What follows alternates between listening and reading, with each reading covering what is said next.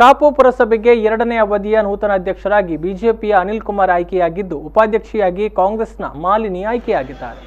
Kapu ಪುರಸಭೆಯಲ್ಲಿ tahsildar Mohammed Isaac ಚುನಾವಣಾ ಪ್ರಕ್ರಿಯೆಯನ್ನು ನೆರವೇರಿಸಿದರು. ಪುರಸಭೆಯಲ್ಲಿ ಒಟ್ಟು 23 ಸದಸ್ಯ ಬಲವಿದ್ದು, ಕಾಂಗ್ರೆಸ್ 12 ಹಾಗೂ ಬಿಜೆಪಿಯ 11 ಮಂದಿ ಸದಸ್ಯರಿದ್ದಾರೆ. ಹಿಂದುಳಿದ ವರ್ಗ ಎ ಮೀಸಲಾಗಿರುವ ಅಧ್ಯಕ್ಷ ಸ್ಥಾನಕ್ಕೆ ಬಿಜೆಪಿಯಿಂದ ಅನಿಲ್ ಕುಮಾರ್, ಕಾಂಗ್ರೆಸ್ನಿಂದ ಶಾಬು ಸಾಹೇಬ್ ಹಾಗೂ ಅಶ್ವಿನಿ ನಾಮಪತ್ರ ಸಲ್ಲಿಸಿದರು. ಅಂತಿಮವಾಗಿ ಅಶ್ವಿನಿ ನಾಮಪತ್ರ ಹಿಂಪಡೆದಿದ್ದಾರೆ.